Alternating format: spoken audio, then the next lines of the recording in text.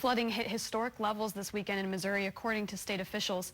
At a news conference on Sunday, MoDOT and Governor Greitens addressed weekend flooding. The governor highlighted the areas around the Gasconade and Merrimack rivers as real problem areas, as well as parts along the Mississippi. There have been hundreds of evacuations and 2 fatalities. The governor is urging Missouri drivers to exercise the utmost caution on roadways. If you're headed out on the roads and want to be prepared, MoDOT has updated travelers maps that can be found on the front page of their website at modot.org. The downpour of rain also caused several car accidents this weekend close to home. 3 accidents happened along I-70 between exits 121 and 126 yesterday. The car accidents caused traffic in both directions to come to a standstill. Thankfully, though, there were no injuries reported. Thanks, Tim. Today marks the start of Columbia's 25th annual Small Business Week. Each day, there will be some way to celebrate and learn from small businesses. KOMU 8's Abby Breidenbach joins us live downtown with what's going on all week long. Today is National Melanoma Monday. It's a day set aside by the American Academy of Dermatology to raise awareness about skin cancer. The American Cancer Society says nearly 1,700 new cases of melanoma are expected to be diagnosed in Missourians in 2017. However, most cases are preventable. A boy in O'Fallon, Illinois is recovering from minor injuries after being sucked into a drainage pipe Sunday morning. The 8-year-old was playing in a retention pond when water started draining into the pipe. When first responders arrived, they found his shoes and heard shouting coming from the pipe. When they lifted the manhole cover, they found him holding on to the ladder inside the pipe. Kansas City, Kansas police say a bomb dog did a sweep of the Walmart near the Legends Shopping Center and found nothing after a man called in a bomb threat on Sunday afternoon. Officials say a man called the police and said he put a bomb in the store and was sitting in a white van outside. Police did find a man in a white van parked outside, but determined he had nothing to do with the call. AT&T says it will withdraw from a Kansas program that subsidizes landline telephone service for low-income residents. It's called the Kansas Lifeline Service Program, and as of May 31st, customers who participate in the program will no longer receive the subsidies. AT&T officials say customers served by the program have mostly moved to other carriers. The company says it now has just 6% of Lifeline subscribers in Kansas.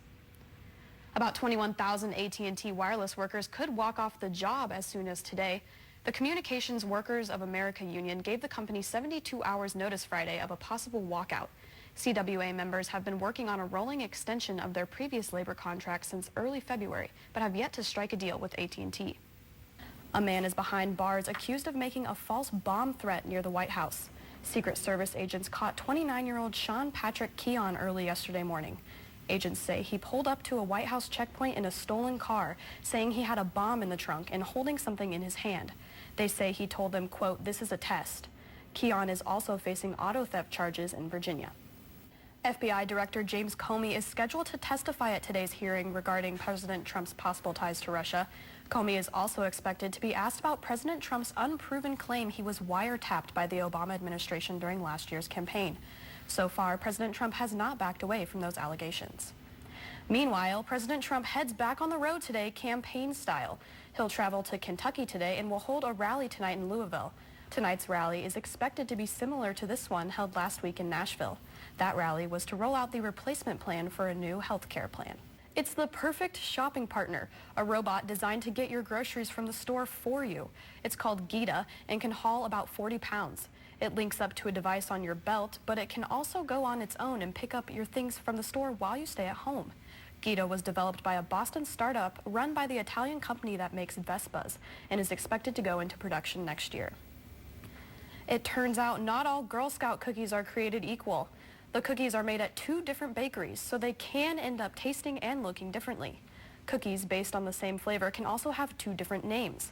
That's the case with Caramel Delights and Samoas and Tagalongs and Peanut Butter Patties. The 2 bakeries are based in Louisville, Kentucky and Richmond, Virginia. The Anti-Defamation League found an increase in cases of anti-Semitic intimidation and vandalism last year. That number is expected to rise in 2017. The Jewish civil rights group found more than 1,200 cases of anti-Semitic harassment last year, compared to less than 1,000 the previous 2 years. The preliminary 2017 numbers include a wave of more than 150 bomb threats that started in January against Jewish community centers and day schools. 37-year-old Steve Stevens is accused of killing 74-year-old Robert Goodwin Sr. yesterday afternoon. Police originally believed Stevens live-streamed the killing on Facebook, but in a statement late last night, Facebook said Stevens did go live at one point during the day, but not during the actual killing. He actually posted the video to Facebook afterwards. In the video, Stevens gets out of his car and appears to randomly target Goodwin. Stevens says the name of a woman who Goodwin doesn't seem to recognize. Before shooting Goodwin, Stevens says, quote, "She's the reason that this is about to happen to you." In a separate video, Stevens claims to have killed more than a dozen other people. Police have not verified any other shootings or deaths. People who knew Goodwin were shocked and say he was a good man.